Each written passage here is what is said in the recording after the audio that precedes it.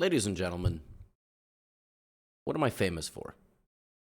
I know it's weird to start a YouTube video with such a question. First of all, I'm assuming that you know who I am. Maybe this is the first video you ever watched. Now you're like, oh my God, what a pretentious way to start a video. Sorry. What am I famous for? Now, might be chess instructional content, right? Educational content, guess the ELO. To some of you, I am nothing more than an NPC, soulless entity who occasionally screams, the rook. And that is because some time ago, I made a video about Magnus Carlsen playing a chess game. And I yelled, the rook.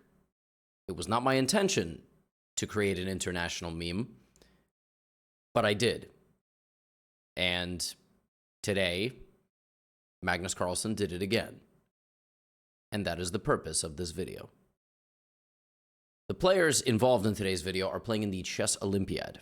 It's like the Olympics of chess, and it is the final 3 rounds. The Indian men's team and the Indian women's national teams have perfect scores on both sides. They have not lost a match. They have not even tied a match. And they are breaking all the records that you can possibly break. And the only person that's trying to outcompete them for a storyline is the one that I will be covering in this video. So sit back, relax, enjoy yourselves. And what more can I say? So we're going to kick things off with the matchup Norway versus Vietnam. Then we are going to move to the matchup between Iran and India. Then we have Hungary versus Armenia. We have France versus the United States. And we have Romania versus China. These are all very important matchups for first place. Now, you can also tell me if you like this more relaxed pace. Longtime viewers of this channel know that by this point I would have yelled something. I would have insulted you. That will happen. But I have a little bit of a stomach ache, and I would have gotten this recap out like 2 hours ago when these games ended. But it's been tough to will myself to get into this chair. So, a little bit less energy, but, you know, still handsome, still talented, and still the most humble chess content creator on this platform. So, Norway is playing Vietnam, which means that their, big first board matchup, which is Le Quang Liam Le, versus Magnus Carlsen. So, we have d4, we have knight f6, c4, e6. And for this game, for this position, previously in this event, Magnus went here. This time he plays c6. This is one of the most complicated systems in chess. If you are watching this and your rating is over 2,000 and you have big aspirations and you're young, like being young will help a lot with the memorization. If you're not young, it's okay. Highly consider the semi-Slav defense. It is probably the most reliable variant from this position, the semi-Slav. We have bishop g5, which is the main line, and now we have knight bd7. And e3. Now, in a previous game, Magnus went queen a5. This is called the Cambridge Springs variation. He played it slightly differently, but the central idea is to play knight e4 and bishop b4. But in this game, instead of that, he plays h6, which has been played before, bishop e7, and simply castles his king.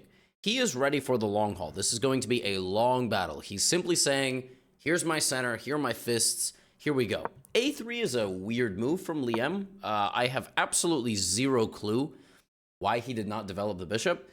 Maybe a3 is some sort of, analysis. But Magnus responds with a6. He also plays a waiting move. The computer here already wants black to immediately play knight e4 and take advantage of the fact that white hasn't moved the bishop out and try to make some trades. But okay, we have a6. And now we're not going to get any of that. We're going to get queen c2. Now, a line that Magnus has been dabbling with a little bit in the Queen's Gambit Declined is this line where you trade off the dark-squared bishop with the move knight to e8. And here he plays it once again. Now, Magnus has been playing this even as early as, like, the first move. He's been playing d4, d5, c4, e6, knight c3, knight f6, cd, ed, bishop g5. There's, like, bishop e7, e3, castles, bishop d3, etc. And then you play, like, c6, knight e2, h6, ba-ba, knight e8. This is what you do. So if you look at the database, there are games played by the man himself. And he wants to trade the bishop. So he does exactly the same thing, but in a slightly different position. Yes, I am full of knowledge, and once again, very humble. Knight to e8. Now, Liam says, I don't want to trade, because I actually feel like, look at black's position. It's pretty cramped, right? So bishop d6, Magnus is like, I insist. Now, if the bishop went to h4, I actually really wonder if Magnus would have repeated, but he doesn't. And he doesn't have to do that. And now we have knight e5, knight d6, and f3. It's a very fascinating position. Liam has created this very powerful structure. He's probably going to play king f2, defending everything, and then maybe he can even, launch an attack like this with the g-pawn and the h-file. Magnus plays rook e8. Now here comes knight e2. I don't really understand knight e2. I don't know why he didn't play just king f2 first. But okay, he plays knight e2. I guess it makes sense. The knight is probably going to go to f4, or it might go to g3, and then the king is still going to go to f2. So, okay. Magnus gets the knight out of the center of the board, immediately targeting this knight, and almost forcing white to play a defensive move. But the thing is, if white plays f4, suddenly the light squares are unbelievably weak. And one nice thing you can do here is you can go, oh, you committed your pawn forward? Well, now I'm not going to trade with you, and I'm going to play f6, and you're going to be in some trouble here. So instead of that, rook h5 is the move chosen. He kicks out the knight. We have a trade, and the rook hits the pawn, which is promptly protected. But here Magnus sets up a pretty nasty sacrificial idea, and the white position, again, the white position looks quite nice. I mean, it looks like I'm going to create some sort of h-file attack. The king is nice and snuggled, right? If black plays queen e7, attacking this pawn on e3, I'm simply going to slide my queen over. It's really nothing complicated. And the rest of the position's quite nice, except it's not. And except here, Magnus comes up with a very nice idea, and he sacrifices.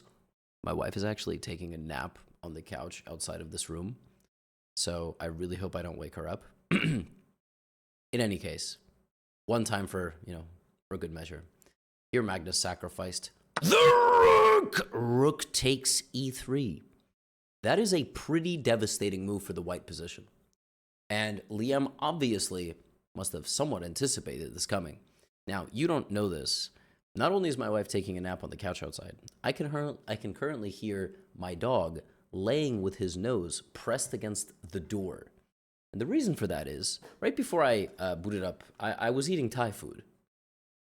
And the dog is very unhappy that nothing is happening outside, and he's not in here with me eating or begging for food, which he can't eat because it's too spicy. So this is a little bit of a glimpse into my life. Sometimes I like to, take you behind the scenes.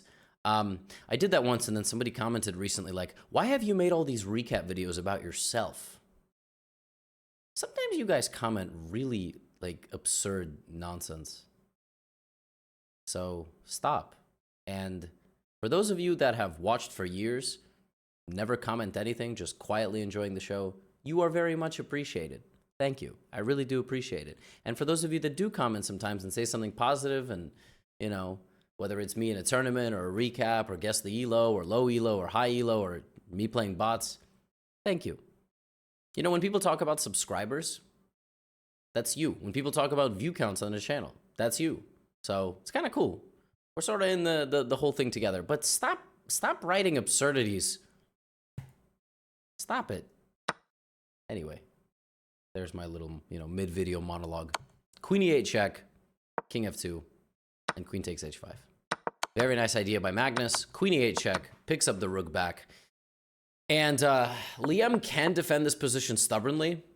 His queen actually goes on a little walk here to c7, to b6, and to c5, b6, and c7.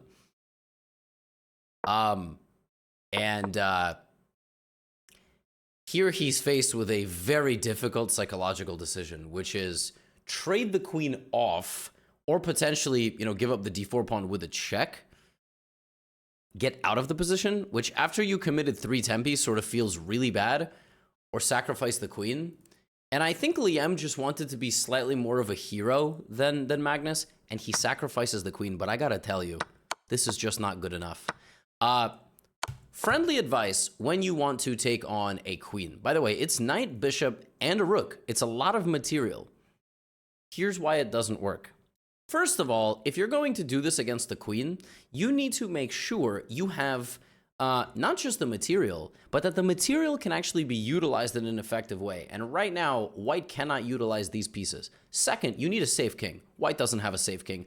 Third, you need to have not just a plan for the pieces, you have to have targets. I mean, maybe that's a target, but the king is completely safe.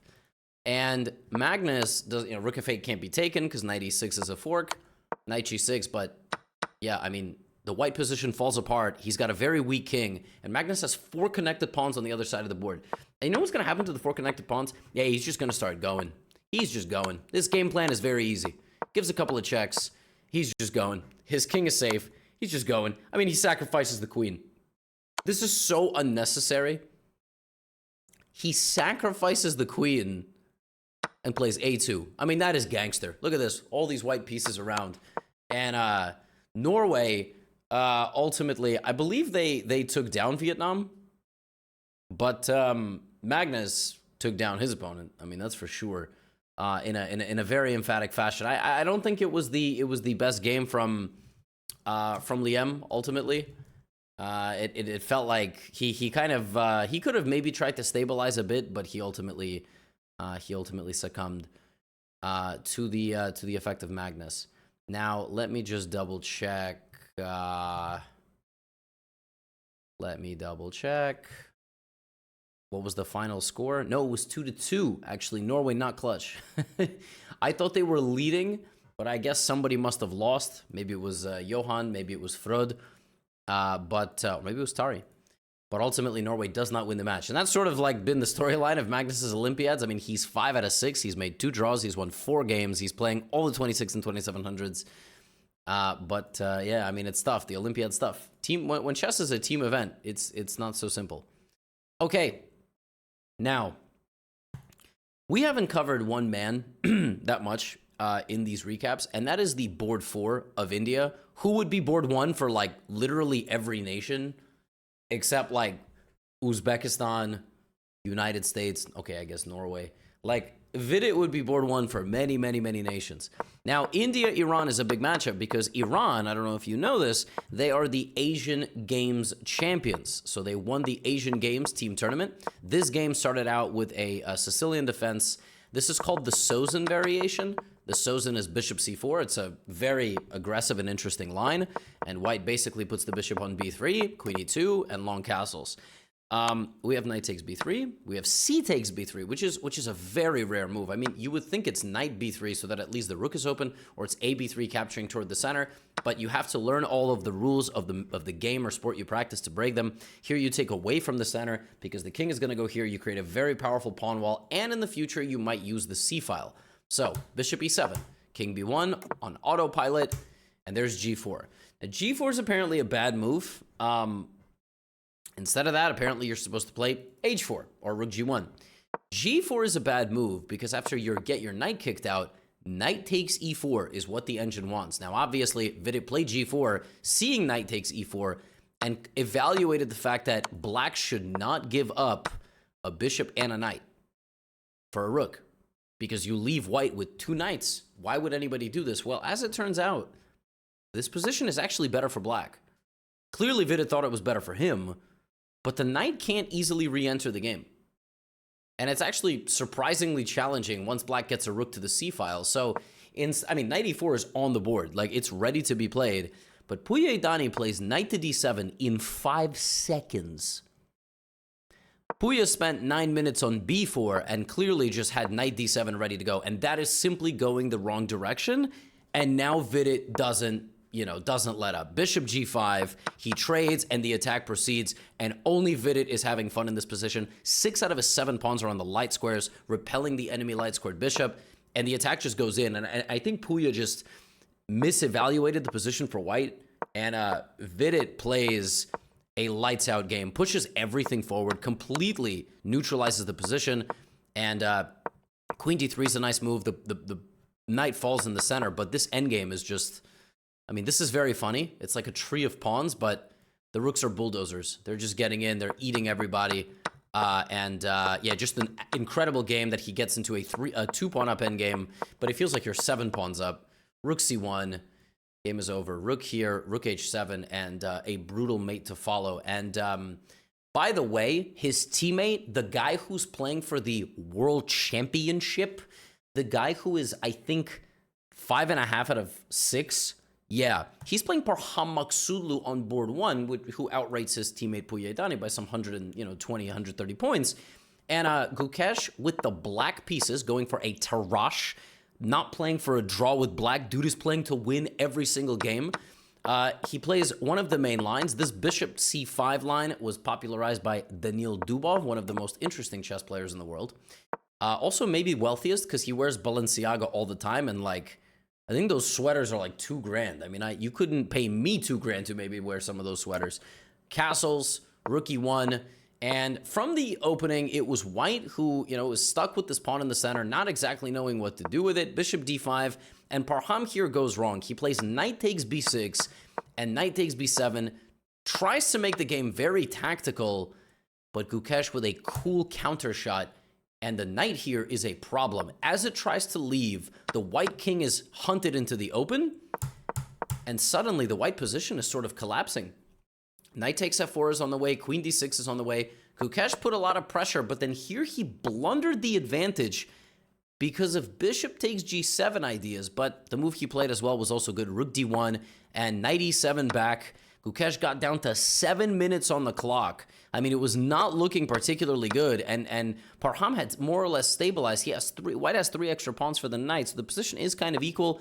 h3 played here, knight e5, and actually Parham is fine if he just advances his a-pawn.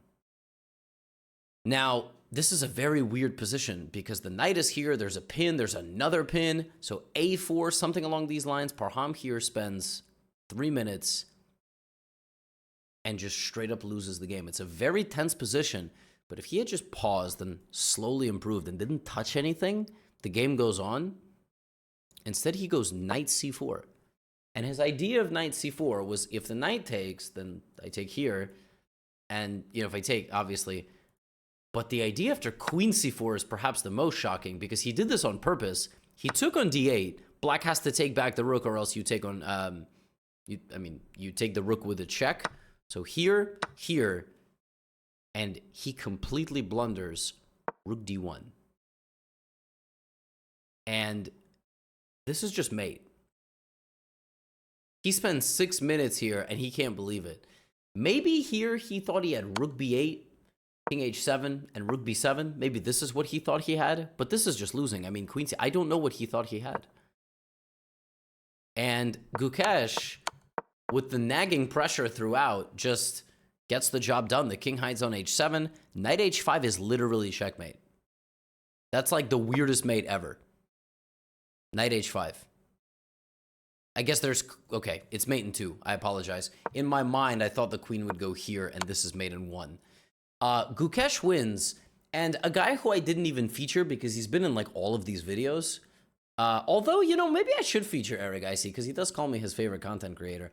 Eric Icy won 2. Iran loses to India 3.5 to half. Only Prague. I mean, Prague drawing. No, obviously, yeah. I mean, India beats Iran 3.5 to half. Everybody wins. India has now played 32 games. So Gukesh, Prague, Eric Icy, and Vidit have played 32 games. They have no losses. How is that even possible? Every single one of them is gaining 10 to 20 points. Gukesh is up to like 27.85. Eric Icy is 27.93. Eric Icy is 7 points away from being 2,800. Like 7, maybe 8, 9 people in history have been 2,800. It's unbelievable. Now, India's running away with it, but there are some teams. There's some teams hanging in there. Uzbekistan, by the way. It's India, Uzbekistan in round 9 in the pairings. Nojibek in the last Olympiad beat Gukesh. That was a big matchup. But other teams are close. 3 games were drawn in the matchup, Armenia versus Hungary. So the winner of this one, of this game, is going to propel the team forward into a, you know, spot for silver, maybe. Queen takes d4 played. Knight c6, bishop b5. It's an old line, and you give up the bishop. Then you castle, and then black goes e5, queen c7.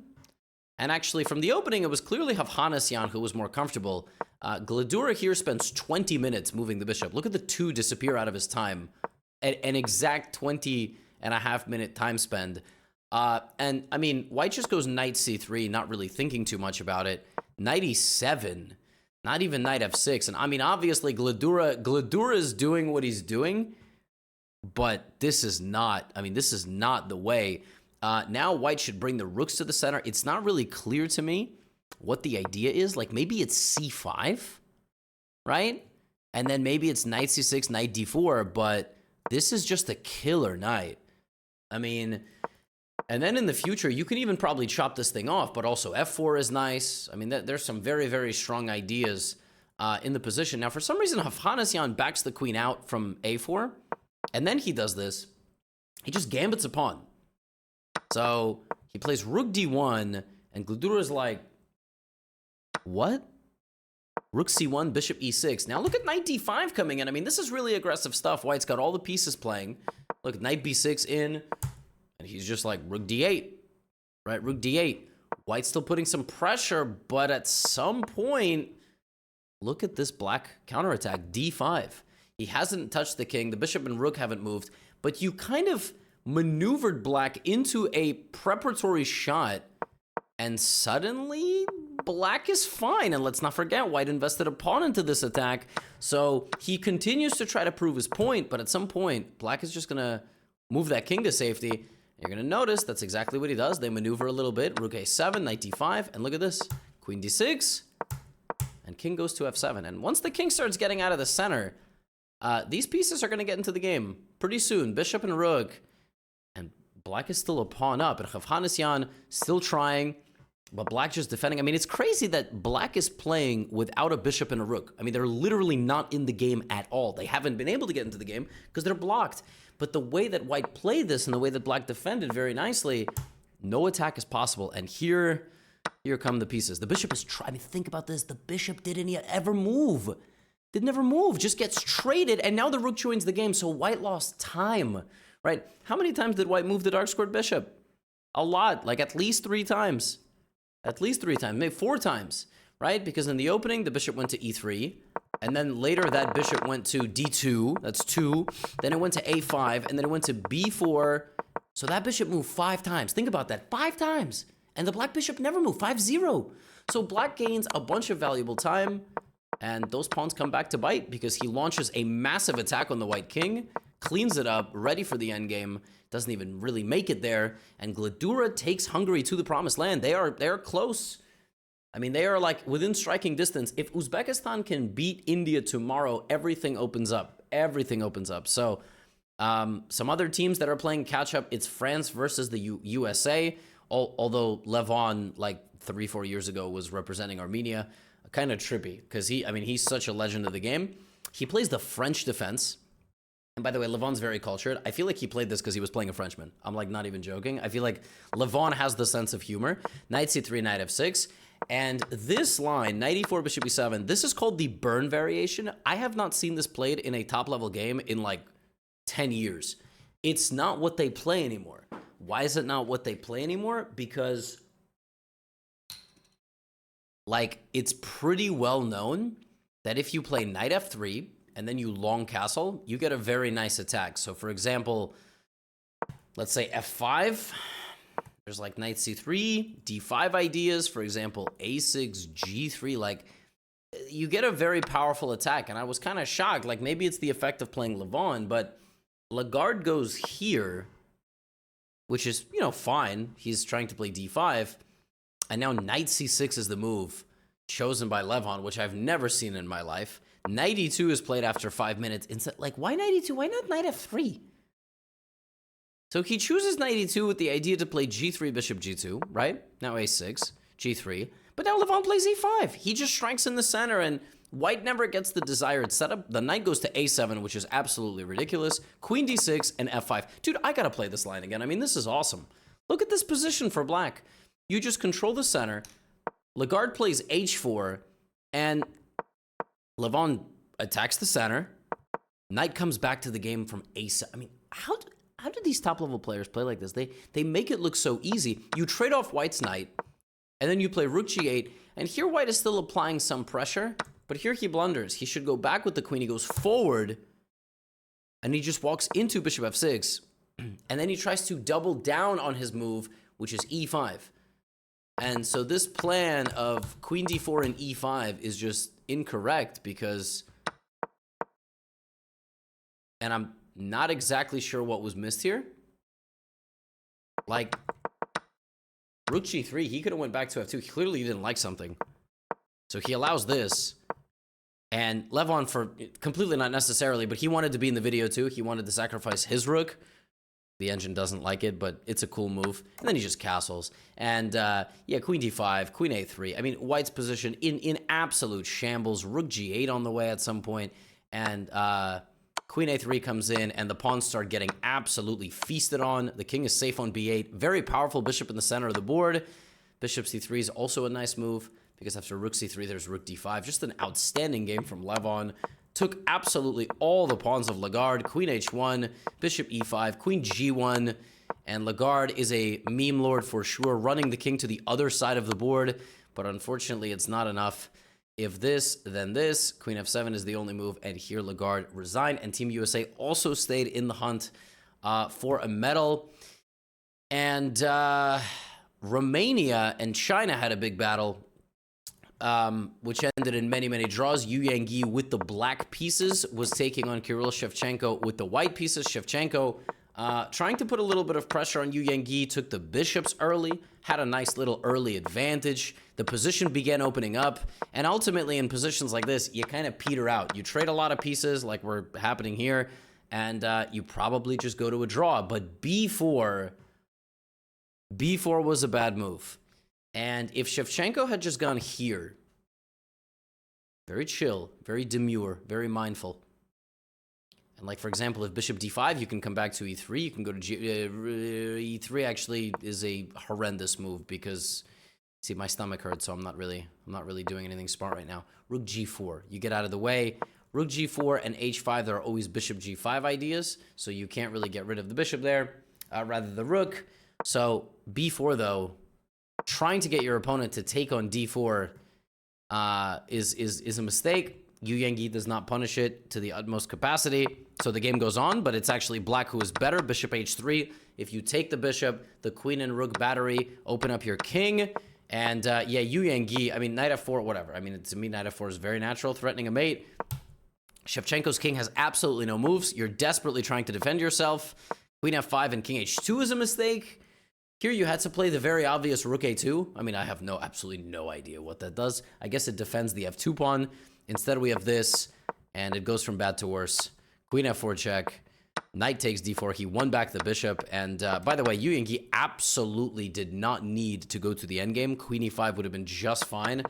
But it is Shevchenko who, down the stretch of the time scramble, gets himself into a losing position. And this endgame is just lost. You are going to pick up a couple of pawns. There they go, and this is child's play for a guy of Yu Yangyi's caliber. China, by the way, Ding Liren sat again. Ding Liren has not played 2 matches in a row, pretty wild, but Yu Yangyi wins the match for China over Romania, and it's going to be a very tense fight for silver medal. If India wins one more match, it's probably over, but if they don't, and if they lose the next match, it's going to be wide open. Now, the Indian women, I might have said earlier in the recap, I'm having a flashback that I said earlier in the recap that they were undefeated. They're still undefeated. They were undefeated going into today's match, but they actually lost their match. And so now it is a 3-way tie for first on the women's side with just a couple of rounds to go. And it shows you like how delicate everything is in this event. I mean, it can change so quickly. India in their match today loses to Poland. And now Poland and the Polish women are up there and have a really good chance, as well as Kazakhstan. So you've got, I mean, you got a couple of rounds left on the women's side with anything being possible. And also the United States, a couple of points out. Armenia, 1 point out. Ukraine, 1 point out. So very, very close. And I'm going to cover all the games for you in these last couple of rounds. Now I'm going to go rest. My stomach hurts. Oh, I guess I'll just include this here because I'm here. We totally redesigned the Chessly landing page. So if you haven't seen it, you should go check it out. I think it's like really awesome. It's got like way more selling points, like public information, reviews, and we're making a bunch of changes there. So soon I will be putting up like a timeline and what's coming soon. So stay tuned for that. For now, get out of here.